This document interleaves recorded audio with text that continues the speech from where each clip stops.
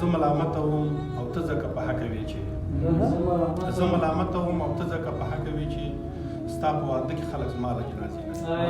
ګل چې شو کومه ترې مې ډار وشي ګل چې شو کومه ترې مې ډار وشي نه چې په کوم ښکلي رانه وار وشي ګل چې شو کومه ترې مې ډار وشي نه چې په کوم ښکلي رانه وار وشي پوسټ مې پرون لیدلی و بیا په دې لاره تلم چې د ارمان صاحب کتاب پلورنځی مې سترګو ته ودرېده نو مې دا هم سترګو ته ودرېد چې لکه چې مشاعره منم تر یو ځایه تلم بېرته بیا راوګرځېدم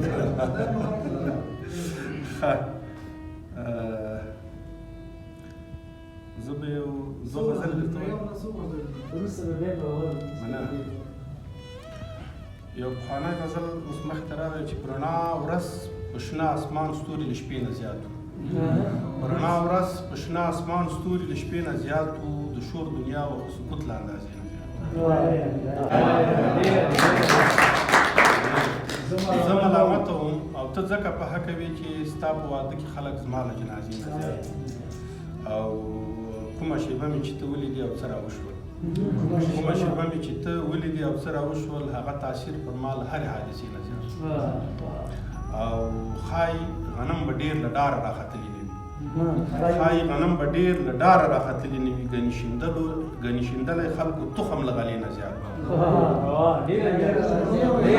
ښایي غنم به ډېر له ډاره راختلي نه وي ګنې شیندلی خلکو تخم له غلې نه زیات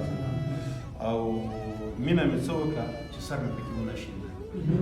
مینه مې څه وکړه چې سر مې پکې ونه شینده دا داسې خیر و چې تاوان یې د فایدې نه زیات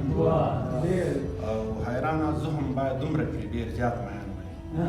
حیرانه زه هم باید دومره پرې ډېر زیات مین وای هغه چې څومره ډېر ښایسته له اندازې نه زیات او د یو بل غزل دی چې ګل چې شو کومه ترې مې ډار وشي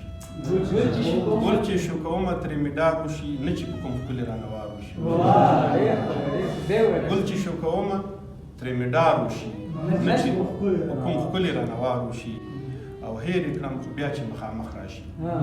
هېر یې کړم خو بیا چې مخامخ راشي نه پوهېږم بیا رانه اظهار وشي او زړه کې ګلابونه هم په خیال کرا زړه کې ګلابونه هم په خیال کرا نه چې بیا سبا ته پکې خار وشي او خدای ته ګورې لږ له ځاندانۍ تېر شي خدای ته ګورې لږ له ځاندانۍ تېر شي دا وطن جوړېږي خو که کار وشي زه او ته دې خپلو کې یو جوړ سره زه او ته دې خپلو کې یو جوړ سره ګل دې په لیمو کې د اغیار وشي او بت څنګه په زړه کې د شک مات کړم بت څنګه په زړه کې د شک مات کړم څنګه نو په ښکلو اعتبار وشي او هغه دې حیرانه بیخي نه راځي هغه دې حیرانه بیخي نه راځي ما نه دې ټول عمر انتظار وشي तावीज़ बना के मैं पहनूं तुझे